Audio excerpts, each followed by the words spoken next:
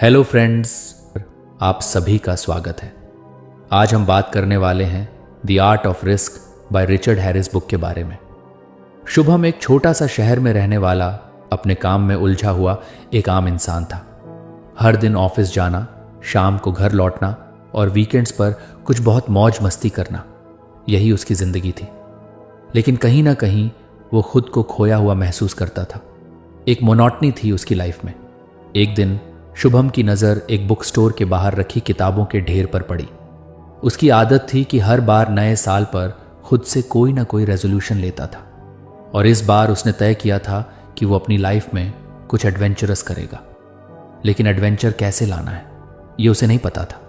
उसने किताबों पर नज़र दौड़ाई। एक किताब का टाइटल उसे तुरंत अट्रैक्ट कर गया, the art of risk, what we can learn from the world's leading risk takers. उसने किताब उठाई और कुछ पलटकर पढ़ने लगा। पहले कुछ पन्ने पढ़ने के बाद ही उसने तय कर लिया कि ये किताब उसे खरीदनी है। किताब को खरीदकर वो उसी शाम अपने कमरे में आराम से बैठ गया। उसने टीवी बंद किया, फ़ोन को साइलेंट मोड पर डाला और किताब पढ़ना शुरू किया। पहले चैप्टर का टाइटल था embrace carefully managed risks. Shubham ने सोचा, यार ये क्या बोरिंग सा टॉपिक है, रिस्क के बारे में क्या खास सीखना है। लेकिन फिर भी उसने पढ़ना जारी रखा। धीरे धीरे हैरिस के शब्दों ने उसे अपनी ओर खींचना शुरू कर दिया। लेखक ने लिखा था कि रिस्क लेने का मतलब ये नहीं कि आप अपनी लाइफ को बेवजह खतरे में डाल दें। असली रिस्क टेकर्स वो होते हैं जो हर रिस्क को पहले एनालाइज करते हैं। वो सोचते हैं कि वर्स्ट केस सिनारियो क्या हो सकता है और उससे बचने के लिए कौन कौन से स्टेप्स लिए जा सकते हैं। शुभम को अचानक याद आया कि एक बार कॉलेज के दिनों में उसके दोस्तों ने उसे बंजी जंपिंग के लिए बुलाया था। वो डर के मारे नहीं गया था, लेकिन उसका दोस्त अर्जुन गया था और उसने बाद में बताया था कि बंजी जंपिंग कंपनी ने पहले से हर तरह की सेफ्टी मेजर्स तैयार कर रखी थी। उस वक्त शुभम ने सोचा था कि अर्जुन पागल है, लेकिन अब वो समझ रहा था कि अर्जुन रेकलेस नहीं था। उसने कैलकुलेटेड रिस्क लिया था। शुभम को किताब पढ़ते पढ़ते ऐसा लगने लगा जैसे ये हैरिस उससे सीधा बात कर रहा हो। वो कह रहा था, शुभम, तुम अपनी लाइफ में कभी कोई रिस्क लेते ही नहीं हो। तुम हमेशा कंफर्ट जोन में रहते हो। लेकिन क्या तुमने कभी सोचा है कि अगर तुमने कैलकुलेटेड रिस्क लेना शुरू किया तो तुम्हारी लाइफ कितनी बदल सकती है। उसने पढ़ना जारी रखा। किताब में एक कहानी थी एक पर्वतारोही की, जिसने माउंट एवरेस्ट पर चढ़ने की तैयारी की थी। उसने सालों तक ट्रेनिंग की, अपने शरीर को एक्सट्रीम कंडीशंस के लिए तैयार किया और हर कदम पर अपने डिसीजंस को असेस किया। उसने रिस्क लिया, लेकिन वो रिस्क प्लान था। यही वजह थी कि वो सफल हुआ। शुभम ने किताब बंद की और सोचा, क्या मैं भी अपनी लाइफ में ऐसा कुछ कर सकता हूं। उसने अपनी आंखें बंद की और खुद से पूछा कि वो सबसे बड़ा डर क्या है जिसे वो हमेशा अवॉइड करता है। जवाब तुरंत आया, फेलियर। मैं हर चीज इसलिए अवॉइड करता हूं क्योंकि मुझे डर लगता है कि मैं फेल हो जाऊंगा। लेकिन हैरिस तो यही कह रहा है कि फेलियर से डरने के बजाय मुझे उसे एनालाइज करना चाहिए। मुझे सोचना चाहिए कि वर्स्ट केस सिनेरियो क्या हो सकता है। अगर मैं खुद को उसके लिए प्रिपेयर कर लूं तो शायद मैं जीत जाऊं। उसने उसी वक्त फैसला किया कि वो अपनी जिंदगी में एक छोटा लेकिन मीनिंगफुल रिस्क लेगा। लेकिन कौन सा? उसने अपनी डायरी निकाली और उन चीज़ों की लिस्ट बनानी शुरू की जो वो हमेशा करना चाहता था, लेकिन डर की वजह से कभी कर नहीं पाया। पहली चीज़ जो उसने लिखी वो थी अपना खुद का बिजनेस शुरू करना। शुभम को हमेशा से फोटोग्राफी का शौक था। वो सोचता था कि अगर वो फ्रीलांस फोटोग्राफर बने तो उसकी क्रिएटिविटी को एक नई उड़ान मिलेगी। लेकिन फिर उसके मन में सवाल आता, अगर क्लाइंट ना मिले तो, अगर मैं फेल हो गया तो, अगर मैं पैसे नहीं कमा पाया तो। लेकिन इस बार शुभम ने कुछ अलग किया। उसने अपनी लिस्ट के नीचे लिखा, what's the worst that could happen. उसने अपने वर्स्ट फियर्स लिखे। 1, क्लाइंट्स नहीं मिलेंगे। 2, फाइनेंशियली स्ट्रगल करना पड़ेगा। 3, लोग मजाक उड़ाएंगे। और फिर उसने हर फियर को एड्रेस करना शुरू किया। उसने सोचा, अगर क्लाइंट्स नहीं मिलेंगे तो मैं शुरुआत में अपने दोस्तों और परिवार के लिए फ्री में शूट्स कर सकता हूं। इससे मेरा पोर्टफोलियो बनेगा। अगर फाइनेंशियल स्ट्रगल होगा तो मैं पार्ट टाइम जॉब कर सकता हूं। और लोग मजाक उड़ाएंगे तो उन्हें करने दो। मेरी लाइफ मेरे लिए है, उनके लिए नहीं। अब तक जो बातें सिर्फ उसकी सोच में थीं, वो पहली बार एक्शंस में बदलने लगी। अगले दिन उसने अपनी सेविंग्स से एक डिसेंट कैमरा खरीदा। वो कुछ डर रहा था, लेकिन हैरिस के शब्द उसे मोटिवेट कर रहे थे। Confidence comes from preparation. उसने अपने शहर के एक छोटे से गार्डन में जाकर प्रैक्टिस शुरू की। उसने नेचर शॉट्स ली, बच्चों की कैंडिड फोटोज खींची और धीरे धीरे उसे लगा कि फोटोग्राफी उसकी कॉलिंग है। कुछ हफ्तों बाद उसके एक दोस्त की शादी थी। दोस्त ने कैजुअली कहा, शुभम, हमारे शादी के फोटोग्राफर ने लास्ट मिनट पर मना कर दिया, क्या तुम हमारी कुछ पिक्चर्स ले सकते हो? शुभम ने एक पल के लिए सोचा कि मना कर दूं, लेकिन फिर उसने हैरिस की किताब का पहला लेसन याद किया, केयरफुली मैनेज्ड रिस्क्स को स्वीकार करें। उसने खुद से कहा, तैयारी मैंने की है, वर्स्ट केस सिनेरियो क्या है? अगर फोटोज अच्छी नहीं आई तो ये लोग मुझ पर चिल्लाएंगे, लेकिन कम से कम मुझे एक मौका मिलेगा सीखने का।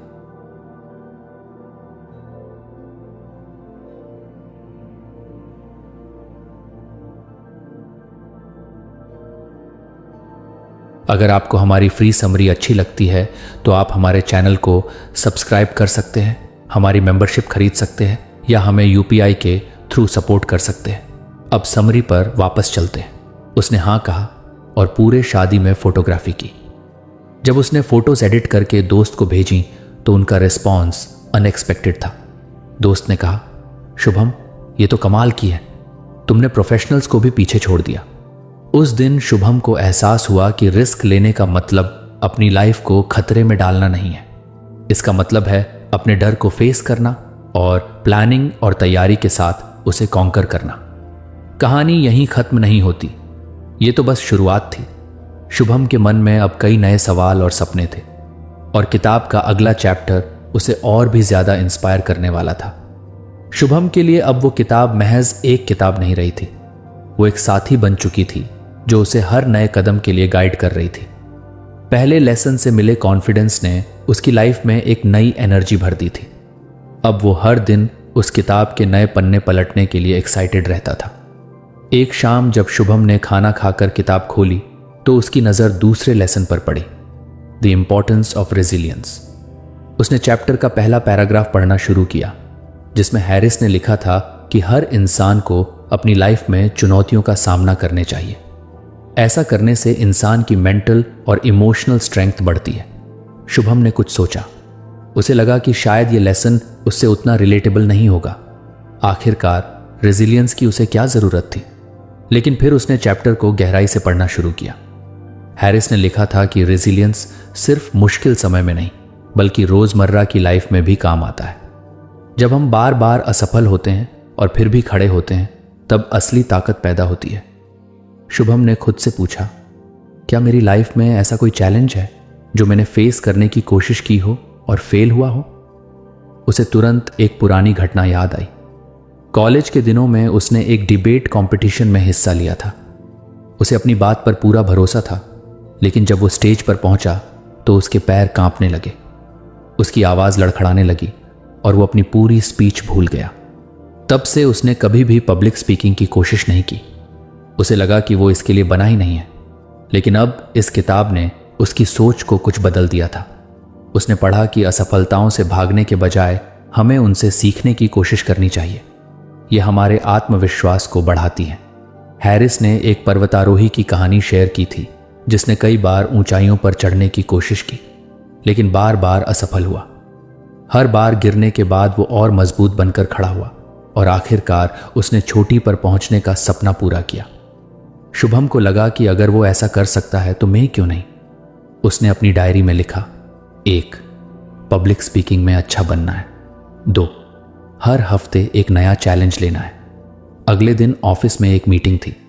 शुभम हमेशा कोशिश करता था कि बॉस की नज़र उस पर न पड़े ताकि उसे कुछ बोलना न पड़े, लेकिन इस बार उसने खुद को चुनौती दी।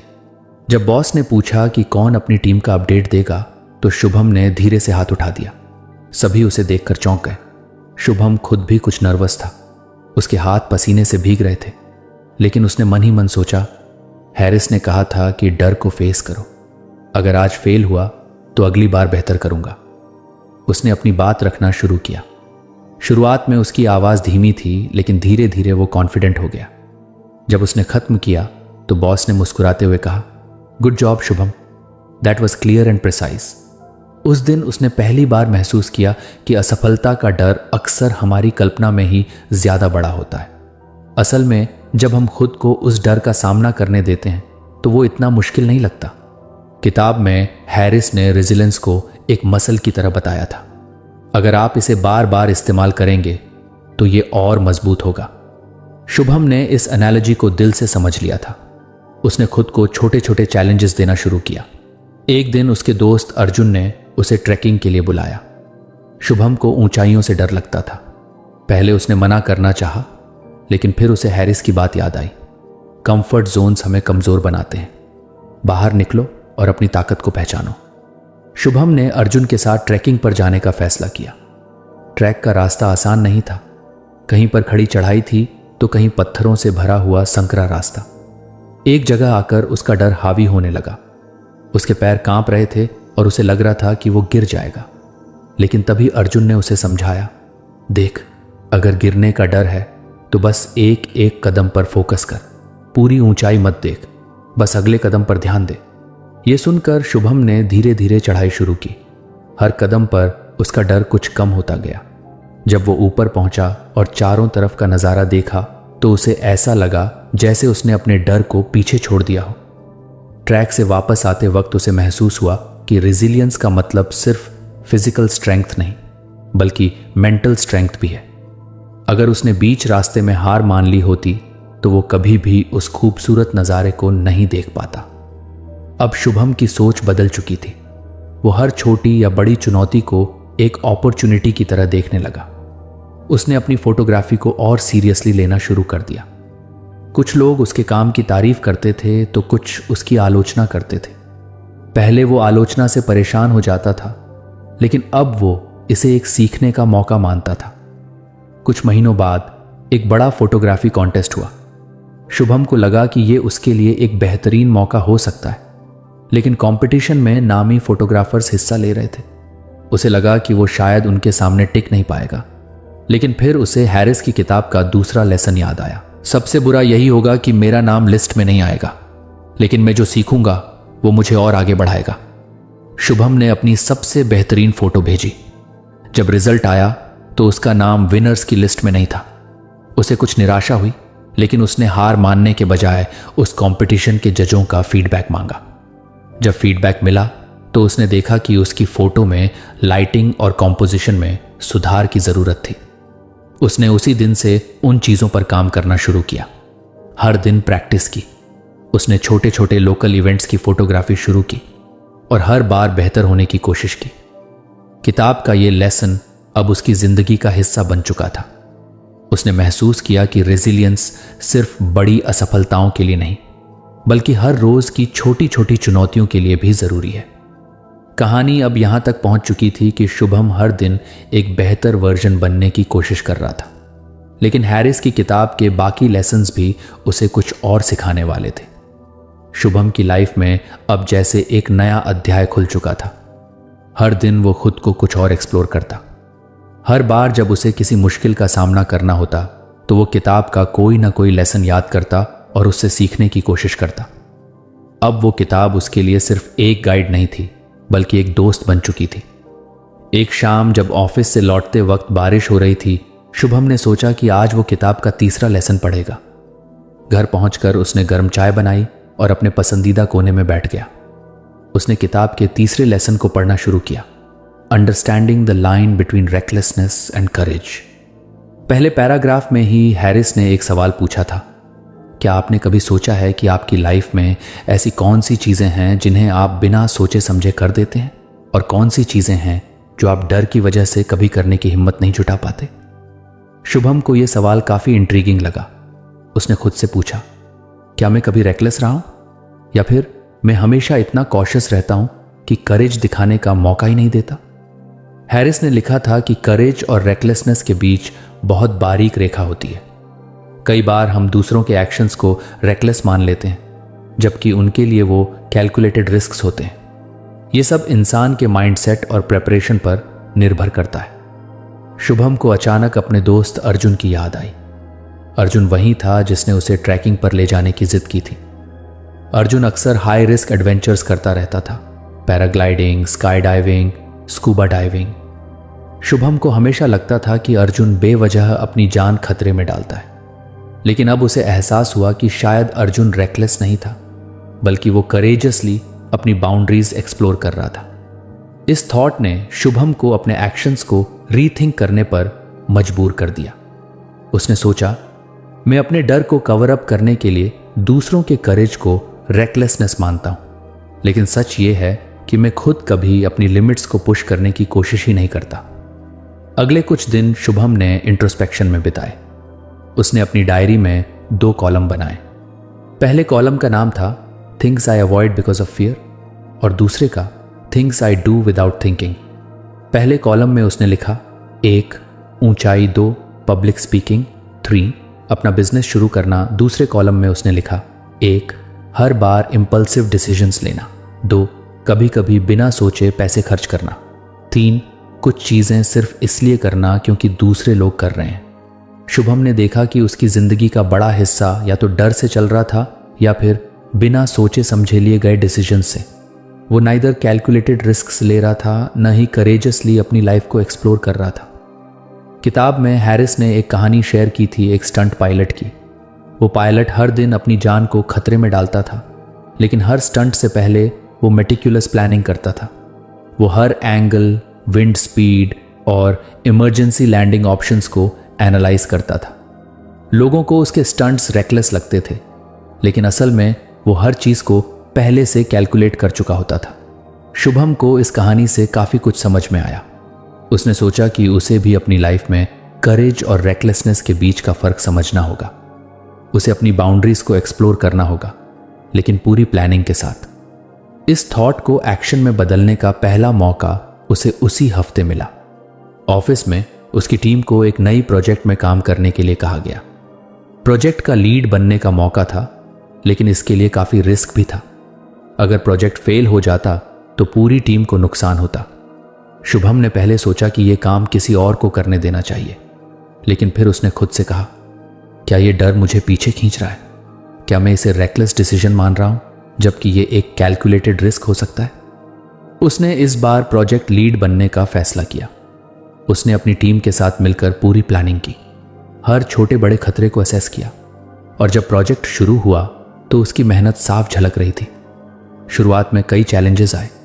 कुछ लोग उसके डिसीजन से सहमत नहीं थे, लेकिन शुभम ने हर फीडबैक को काल्मली लिया और चीज़ों को एडजस्ट किया। आखिरकार वो प्रोजेक्ट समय पर पूरा हुआ और कंपनी को अच्छा प्रॉफिट भी हुआ। उस दिन शुभम ने सीखा कि करेज का मतलब सिर्फ बड़ा रिस्क लेना नहीं होता। इसका मतलब होता है अपने डर को समझना, अपनी ताकत को पहचानना और एक इन्फॉर्म्ड डिसीजन लेना। लेकिन कहानी यहीं खत्म नहीं हुई। एक दिन अर्जुन ने उसे फिर से बुलाया। इस बार प्लान था स्काई डाइविंग का। शुभम का दिल तेजी से धड़कने लगा। हाइट्स का डर उसके अंदर अभी भी था।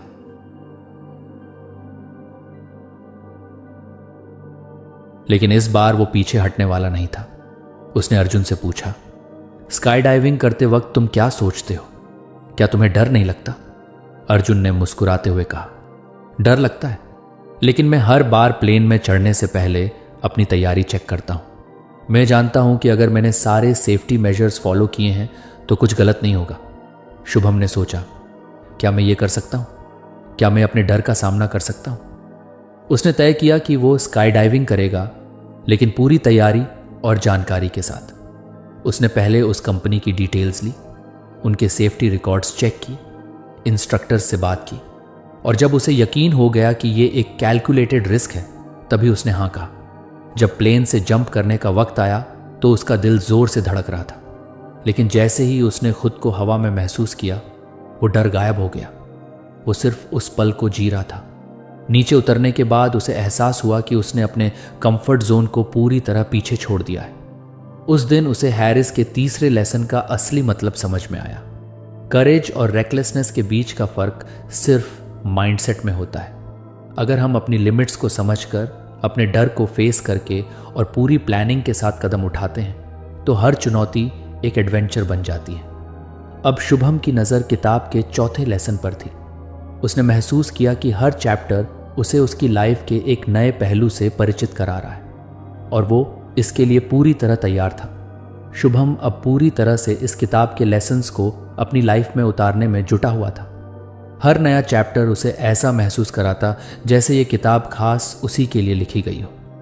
उसने सीखा था कि रेजिलियंस कैसे बनानी है, करेज और रेकलेसनेस के बीच का फर्क क्या है। और अब बारी थी अगले लेसन की, लर्निंग फ्रॉम फेलियर। उसने किताब का अगला पन्ना खोला और पढ़ना शुरू किया।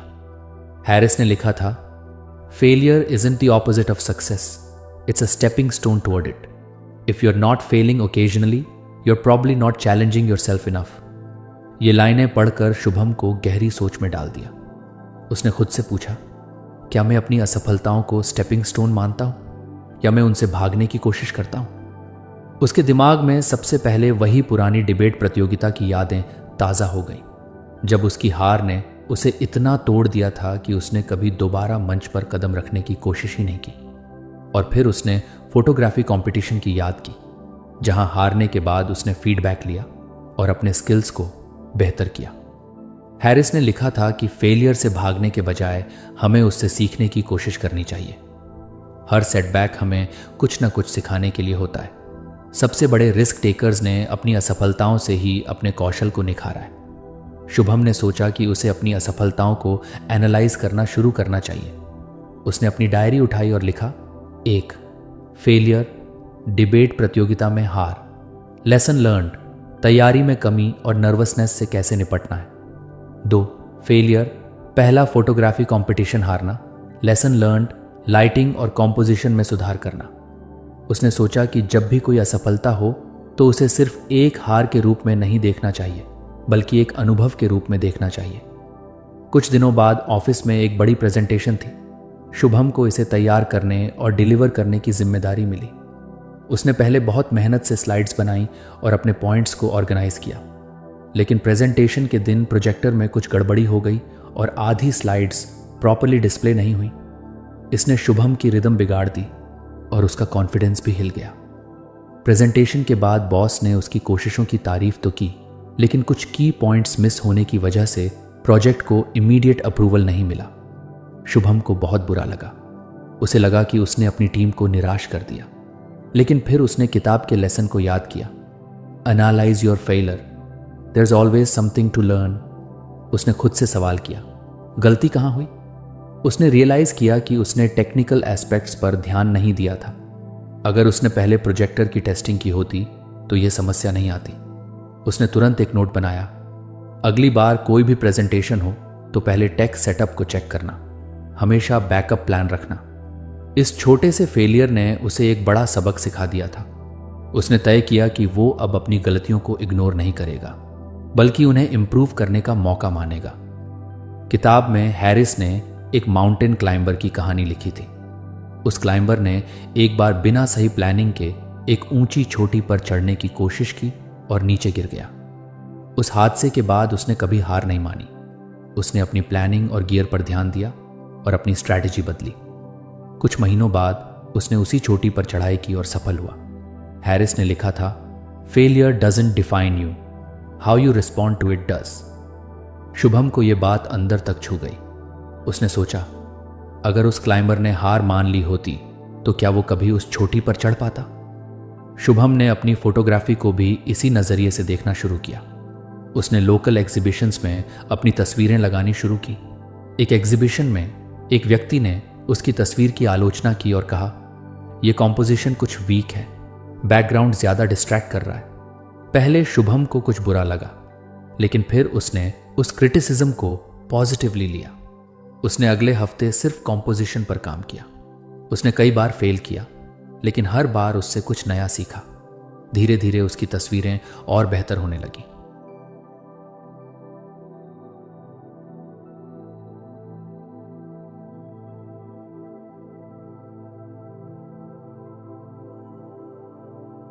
एक दिन अर्जुन फिर से उसके पास आया। इस बार उसने शुभम को एक साइकिलिंग मैराथन में भाग लेने के लिए कहा। 100 किलोमीटर का रास्ता था और शुभम को साइकिलिंग का ज्यादा अनुभव नहीं था। उसे डर लग रहा था कि वो शायद ये चैलेंज पूरा नहीं कर पाएगा। लेकिन उसने सोचा, अगर मैं फेल हुआ तो क्या? कम से कम मुझे अपनी लिमिट्स का पता चलेगा और मैं अगली बार बेहतर कर पाऊंगा। उसने मैराथन में भाग लेने का फैसला किया। मार्ग काफी कठिन था। बीच में शुभम को लगा कि वो शायद फिनिश लाइन तक नहीं पहुंच पाएगा, लेकिन उसने अपने आप से कहा, यह फेलियर नहीं है, यह एक प्रोसेस है। हर पेडल मुझे कुछ और मजबूत बना रहा है। वो मैराथन पूरा तो नहीं कर पाया, लेकिन उसने 75 किलोमीटर का सफर तय किया। उसके घुटने दर्द कर रहे थे, लेकिन उसका दिल गर्व से भरा हुआ था। उसने अर्जुन से कहा, मैं भले ही आज फिनिश लाइन तक नहीं पहुंचा, लेकिन अगली बार जरूर पहुंचूंगा। आज मैंने सीखा कि मेरे एंड्योरेंस को इंप्रूव करने की जरूरत है। हैरिस ने किताब में लिखा था, the most successful people aren't afraid to fail, they are afraid of not trying at all. ये बात शुभम के दिल में बस गई। उसने तय कर लिया कि वो हर असफलता को एक मौका मानेगा, जिससे वो और बेहतर बन सके।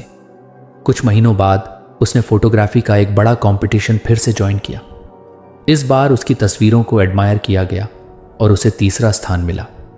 यह उसकी पहली बड़ी जीत थी, लेकिन शुभम जानता था कि यह जीत उसकी असफलताओं की वजह से ही मुमकिन हो पाई है।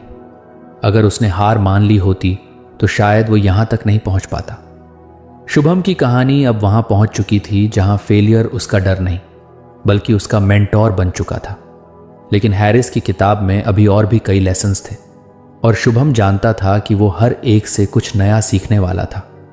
शुभम के जीवन में अब किताब द आर्ट ऑफ रिस्क न सिर्फ एक पढ़ाई का साधन थी, बल्कि उसकी जिंदगी बदलने वाली गाइड बन चुकी थी।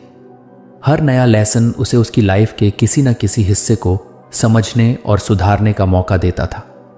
अब वह किताब के अगले अध्याय पर आया, जिसका शीर्षक था the value of community and shared experiences. इस अध्याय की शुरुआत एक पंक्ति से होती थी जो शुभम को सीधे दिल में लगी। कोई अकेले सफल नहीं होता।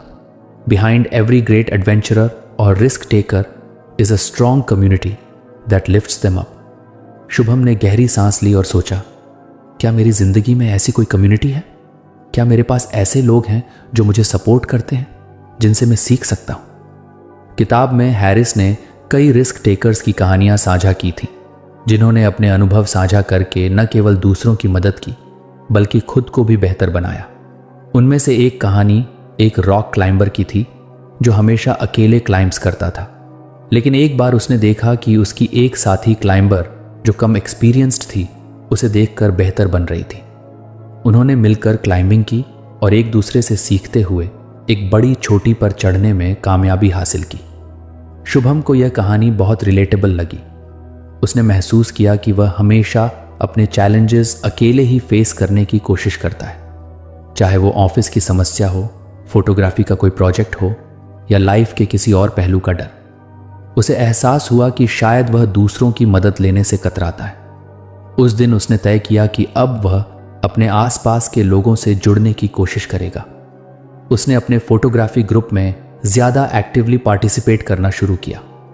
वहां उसने कई नए लोगों से मुलाकात की, जिनके पास अलग अलग पर्सपेक्टिव्स और टेक्निक्स थी। एक दिन उस ग्रुप ने एक आउटडोर फोटोग्राफी ट्रिप प्लान किया। ये एक अबैंडन्ड विलेज में जाना था, जहां लाइट और शैडो का खेल काफी चैलेंजिंग था।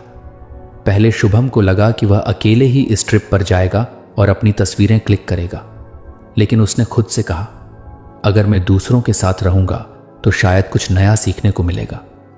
वहां पहुंचने के बाद शुभम ने देखा कि हर फोटोग्राफर का अपना एक अलग तरीका था। कोई कॉम्पोजिशन पर ध्यान दे रहा था, तो कोई सिर्फ ब्लैक एंड वाइट शॉट्स ले रहा था। शुभम ने उनसे बात की और उनकी टेक्निक्स को ऑब्जर्व किया। उसने महसूस किया कि उनके साथ काम करने से उसकी खुद की सोच और फोटोग्राफी स्टाइल में काफी सुधार हो सकता है। उस दिन एक सीनियर फोटोग्राफर ने उसे एक छोटी सी सलाह दी। कभी कभी तस्वीर में इम्परफेक्शन ही उसे खास बनाती है। हर बार सिमेट्री या परफेक्शन के पीछे मत भागो। यह सुनकर शुभम के दिमाग में एक नया पर्सपेक्टिव आया। उसने उस दिन कुछ इम्परफेक्ट लेकिन पावरफुल तस्वीरें क्लिक की, जो बाद में काफी सराही गईं। हैरिस ने किताब में लिखा था, a community isn't just a safety net, it's a source of inspiration and growth. ये लाइन शुभम के दिमाग में बार बार गूंज रही थी। उसने महसूस किया कि उसकी लाइफ में सिर्फ प्रोफेशनल कम्युनिटी ही नहीं, बल्कि पर्सनल सपोर्ट सिस्टम भी जरूरी है। उसने अपने दोस्तों के साथ ज्यादा वक्त बिताना शुरू किया। अर्जुन के साथ उसने अपने डर और फेलियर्स पर खुलकर बात की। अर्जुन ने उसे अपनी कुछ असफलताओं के बारे में बताया और कहा, शुभम, तुम्हें पता है मैं भी हर बार सक्सेसफुल नहीं होता, लेकिन जब मेरे पास मेरे दोस्तों का सपोर्ट होता है तो हर फेलियर मुझे कम दर्द देता है। शुभम ने सोचा कि वह हमेशा अपनी समस्याओं को अकेले ही हल करने की कोशिश करता रहा है, लेकिन शायद ये वक्त था कि वह दूसरों को अपनी लाइफ में शामिल करे। कुछ हफ्तों बाद ऑफिस में एक नया प्रोजेक्ट आया। ये एक कोलैबोरेटिव प्रोजेक्ट था जिसमें कई डिपार्टमेंट्स को साथ मिलकर काम करना था। शुभम को इसमें टीम का हिस्सा बनाया गया। पहले वह कुछ हेजिटेंट था क्योंकि वह अक्सर सोलो काम करने का आदी था, लेकिन इस बार उसने कॉन्शियसली टीम में घुलने मिलने की कोशिश की। उसने महसूस किया कि हर कोई अपनी अपनी स्ट्रेंथ लेकर आया था। कोई नंबर्स में अच्छा था तो कोई क्रिएटिव आइडियाज में। शुभम ने देखा कि टीम के साथ काम करने से न सिर्फ उसका काम आसान हुआ, बल्कि उसे अपने वीकनेसेस पर भी काम करने का मौका मिला। प्रोजेक्ट खत्म होने के बाद शुभम को बॉस ने बुलाकर कहा, इस बार टीम वर्क की वजह से हमारा प्रोजेक्ट इतना स्मूथ चला। शुभम, तुमने टीम को जोड़े रखने में अहम भूमिका निभाई। उसने महसूस किया कि अकेले काम करना उसे शायद इतना प्रोडक्टिव और इम्पैक्टफुल नहीं बना पाता। किताब में हैरिस ने एक और महत्वपूर्ण बात कही थी, shared experiences create stronger bonds. Shubham ने इसे अपनी लाइफ में अप्लाई करने का फैसला किया। उसने अर्जुन के साथ वीकेंड ट्रैक्स शुरू की। उनके साथ और लोग भी जुड़ने लगे। हर ट्रैक पर कोई ना कोई नई समस्या आती जिसे वे मिलकर हल करते। एक बार वे एक कठिन रास्ते पर फंस गए। बारिश शुरू हो गई थी और उन्हें नहीं पता था कि आगे का रास्ता कैसे तय करना है। अर्जुन ने सबको काल्म किया और टीम के साथ मिलकर आगे का रास्ता तय किया। उस दिन शुभम ने सीखा कि जब लोग एक साथ आते हैं तो किसी भी मुश्किल का हल निकाला जा सकता है। धीरे धीरे शुभम की जिंदगी में एक बड़ा बदलाव आने लगा। उसने महसूस किया कि वह अब ज्यादा कॉन्फिडेंट, ओपन और कनेक्टेड महसूस कर रहा है। एक दिन जब वह अपने फोटोग्राफी ग्रुप के साथ बैठा था तो किसी ने उससे पूछा, शुभम, तुम्हारी फोटोग्राफी में अब एक अलग डेप्थ क्यों नजर आती है? शुभम ने मुस्कुराकर जवाब दिया, क्योंकि अब मैं अकेले नहीं सीखता, मैं दूसरों के साथ सीखता हूं। उनकी कहानियां, उनके अनुभव मेरी तस्वीरों में झलकते हैं। उस दिन उसे हैरिस के इस लेसन का असली मतलब समझ में आया। कम्युनिटी सिर्फ एक सपोर्ट सिस्टम नहीं होती, ये एक मिरर होती है जो हमें हमारी असली क्षमता दिखाती है। अब शुभम अगले लेसन को पढ़ने के लिए तैयार था। उसे पता था कि यह किताब उसे हर बार एक नई दिशा दिखाएगी और उसकी जिंदगी को और बेहतर बनाएगी। शुभम की जिंदगी अब पूरी तरह से बदल चुकी थी। हर नए दिन के साथ वह खुद को बेहतर और मजबूत महसूस करता था। किताब द आर्ट ऑफ रिस्क का हर लेसन उसकी जिंदगी में नई रोशनी लेकर आ रहा था। हैरिस के अगले lesson the value of community and shared experiences ने उसकी सोच को और गहराई दी। शुभम ने महसूस किया कि हर बार जब वह दूसरों के साथ जुड़ता है, उनकी कहानियों को सुनता है या उनके अनुभवों से सीखता है, तो वह खुद को अधिक समृद्ध और सक्षम पाता है। पहले जो चुनौतियां उसे पहाड़ की तरह लगती थीं, अब वे केवल रास्ते के पत्थर बनकर रह गई थी। फोटोग्राफी ग्रुप की उस ट्रिप के बाद उसने हर बार दूसरों के साथ मिलकर काम करने का प्रयास किया। अब वह हर प्रोजेक्ट और हर चैलेंज को शेयर्ड एक्सपीरियंस के रूप में देखता था। उसने सीखा कि एक टीम में हर किसी की ताकत और कमजोरी अलग होती है, और जब लोग अपनी ताकत को मिलाते हैं तो असंभव काम भी मुमकिन हो जाते हैं। ऑफिस में एक बड़ा प्रेजेंटेशन था। इस बार शुभम अकेले नहीं था। उसने अपने सहयोगियों से पहले से ही बातचीत की, फीडबैक लिया और प्रेजेंटेशन के हर पहलू को टीम के साथ मिलकर तैयार किया। जब प्रेजेंटेशन खत्म हुआ तो शुभम को सिर्फ अपने काम की ही नहीं बल्कि पूरी टीम की प्रशंसा मिली। उसने महसूस किया कि एक अकेले इंसान की तुलना में एक पूरी टीम का इम्पैक्ट कहीं ज्यादा होता है। शुभम की पर्सनल लाइफ में भी इस बदलाव का असर दिखने लगा। अर्जुन के साथ वीकेंड ट्रैक्स अब उनकी दोस्ती को और गहरा कर रहे थे। हर ट्रैक पर वे मिलकर छोटी बड़ी समस्याओं का समाधान निकालते। एक बार जब उनके साथ एक नया सदस्य जुड़ा जिसने पहली बार ट्रैकिंग की थी, तो अर्जुन और शुभम ने उसे रास्ता दिखाने और हिम्मत देने में मदद की।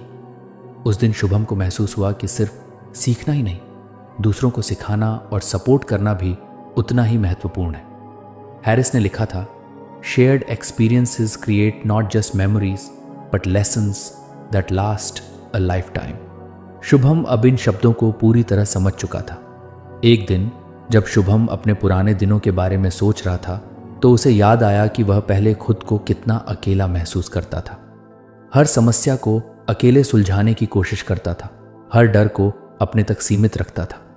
लेकिन अब उसकी जिंदगी में एक कम्युनिटी थी, चाहे वह ऑफिस के साथी हों, फोटोग्राफी ग्रुप के सदस्य हों या अर्जुन जैसा सच्चा दोस्त। उसने सोचा, अगर मैंने कभी इन लोगों को अपनी लाइफ में आने का मौका नहीं दिया होता तो शायद मैं अभी भी वहीं खड़ा होता, कंफ्यूज्ड, स्केर्ड और आइसोलेटेड। शुभम ने हैरिस की किताब के इस लेसन को अपने जीवन का एक अहम हिस्सा बना लिया। उसने तय किया कि अब वह सिर्फ खुद के लिए नहीं बल्कि अपने आसपास के लोगों के साथ मिलकर आगे बढ़ेगा। उसने सीखा कि कम्युनिटी का मतलब सिर्फ सपोर्ट लेना नहीं है बल्कि दूसरों को सपोर्ट देना भी है। अब शुभम उस शख्स से बहुत अलग था जिसने द आर्ट ऑफ रिस्क के पहले पन्ने को खोला था, लेकिन उसे पता था कि यह सफ़र अभी ख़त्म नहीं हुआ है। हैरिस की किताब में अभी और भी लेसन्स थे और शुभम तैयार था उन सभी को अपनी ज़िंदगी में अपनाने के लिए। कहानी यहीं ख़त्म नहीं होती, क्योंकि शुभम की ज़िंदगी के हर नए कदम पर, हर नए अनुभव में और हर नए रिश्ते में यह सीखें उसे और बेहतर बनाती रहेंगी। तो फ्रेंड्स, ये थी हमारी आज की बुक समरी। आपको कैसी लगी कमेंट करके ज़रूर बताएं।